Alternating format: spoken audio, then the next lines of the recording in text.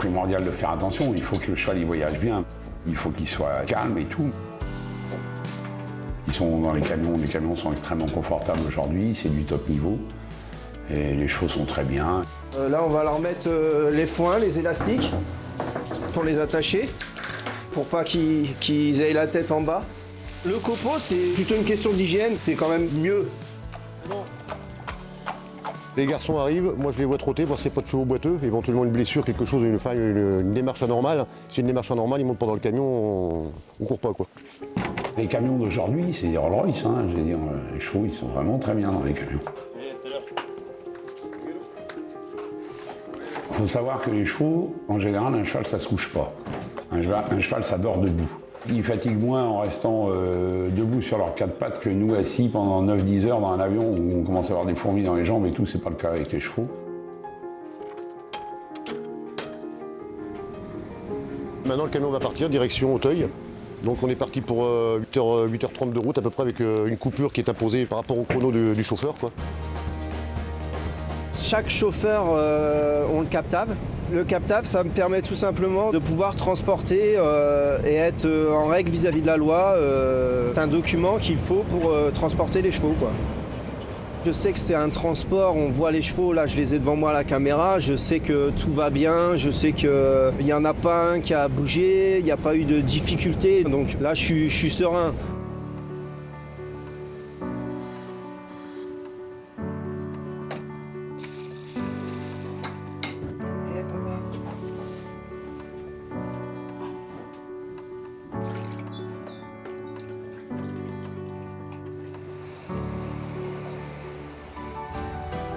C'est des camions équipés de suspension pneumatique qui limitent un peu les chocs quand il y a des dodanes ou des bosses ou des trucs comme ça. Ça permet de beaucoup moins les ressentir.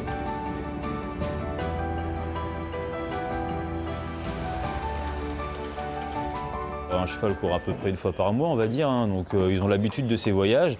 Et quand ils sont bien conduits, ils n'ont pas de mauvais souvenirs en fait, donc ils sont toujours sereins quand ils vont faire de la route. Comme on a vu ce matin, ils ont tous bien embarqué dans le camion, ça ne les dérange pas de voyager.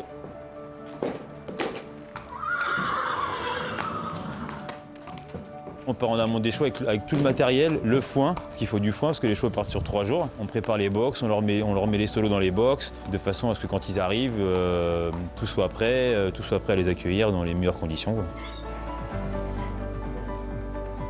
Je ne sais pas comment sont bichonnés les athlètes humains, mais en tout cas, nous, on essaie de faire pour le mieux, qu'ils soient vraiment dans de meilleures conditions. Et nous, dans notre boulot, quand on fait les déplacements, quand on va aux courses, c'est d'essayer de les amener dans les meilleures conditions possibles pour qu'une fois que le cheval, après, arrive au moment de la course, qu'il soit arrivé dans les meilleures conditions de calme, de sérénité, de bien-être et tout soit bien passé, quoi.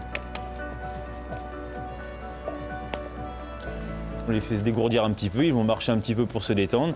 Une fois qu'ils auront fini ça, ils vont rentrer dans leur box et après ils se mettent vraiment en mode off jusqu'au lendemain et ils seront bien reposés comme ça le lendemain pour être opérationnels.